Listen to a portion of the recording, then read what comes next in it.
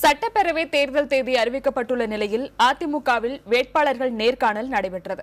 இதுகுறித்த கூடுதல் தகவல்களை நமது செய்தியாளர் ஸ்டாலினிடம் கேட்கலாம். ஸ்டாலின், அதிமுகவில் எத்தனை பேரிடம் நேர்காணல் நடத்தப்பட்டது? யார் யாரெல்லாம் இந்த நேர்காணலில் பங்கேற்றாங்க?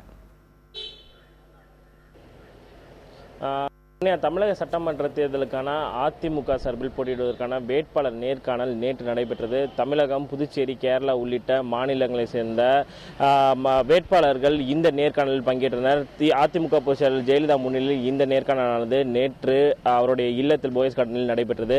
அதிமுகவை பொறுத்தவரை இந்த விருப்ப தாக்கல் செய்வது என்பது கடந்த ஜனவரி 20ஆம் தேதி தொடங்கி பிப்ரவரி 6ஆம் தேதி வரை நடைபெற்றது. இந்த விருப்ப மனுக்களை பொறுத்தவரை அதிமுக சார்பில் 27,000 விருப்ப மனுக்கள் பெறப்பட்டுள்ளதாக அதிமுக சார்பில் அதிகாரப்பூர்வமாக தெரிவிக்கப்பட்டது.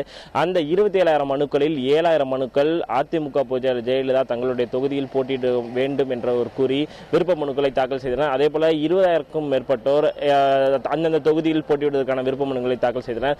நேற்று நடைபெற்ற இந்த நேர்காணலை பொறுத்தவரை நேற்று மதியம் 3:30 மணி அளவில் அதிமுக தலைமை அலுவலகத்திலிருந்து ஒரு செய்தி குறிப்பானது வெளியிடப்பட்டது. அந்த அடிப்படையில் அதிமுக சார்பில் போட்டியிடுவதற்கான இந்த நேர்காணல் சட்டமன்ற தேர்தலில் போட்டியிடுவதற்கான நேர்காணல் நடைபெற்றதாக அந்த செய்தி குறிப்பில் தெரிவிக்கப்பட்டது.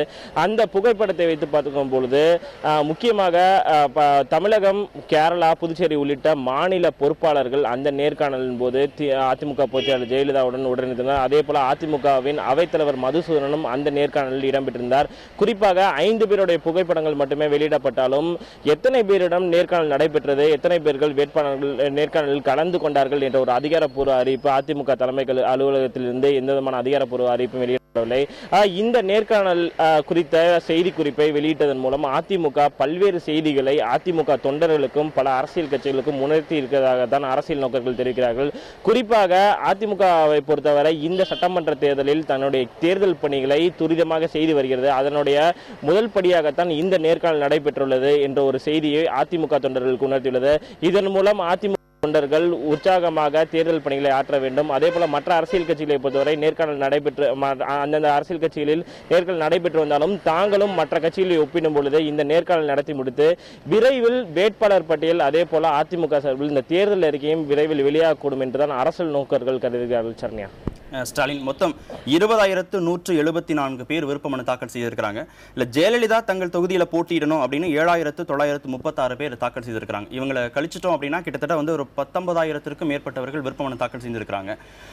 ஒட்டுமொத்தமாக தமிழகம், புதுச்சேரி இந்த 2 மாநிலங்களுக்கும் சேர்த்து ஒரே நாளில் இத்தனை ஆயிரம் பேருக்கு நேர்காணல் நடந்திருக்கிறதா? இது பற்றி கட்சி தொண்டர்கள் மத்தியில் என்ன மாதிரியான தகவல்கள் இருக்கிறது? ஒரே நாளில் இவ்வளவு பேருக்கு நேர்காணல் நடத்துவது என்பது சாத்தியமில்லாதது.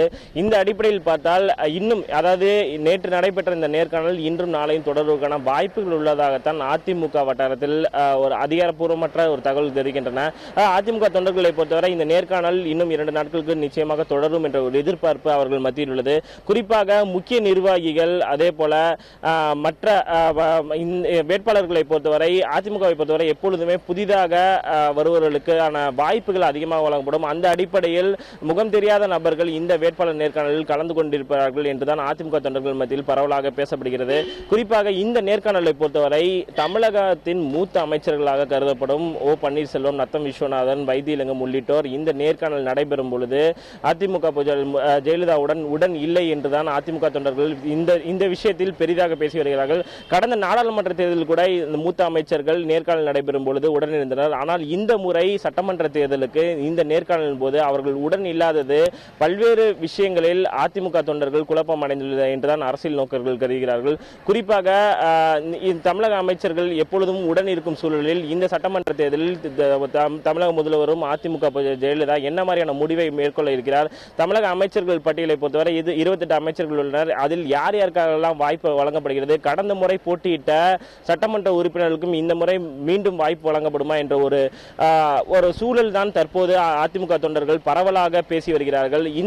இந்த நிலையில் இந்த நேர்காணல் தற்போது நேற்று நடைபெற்றிருந்தாலும் இன்றும் நாளையும் இதுக்கான வாய்ப்புகள் நேர்காணல் நடைபெறுவதற்கான வாய்ப்புகள் உள்ளதாக கருதப்பட்டாலும் இந்த நேர்காணல் முடிவெற்ற பிறகு இன்னும் இந்த ஒரு வார காலத்திற்குள் நிச்சயமாக அதிமுகவின் வேட்பாளர் பட்டியல் அதிகாரப்பூர்வமாக அதிமுக பொதுச்செயலாளர் ஜெயலலிதா வெளியிடுவார் என்றுதான் பரவலாக தற்போது பேசப்பட்டு வருகிறது. கார்த்திகேயன்.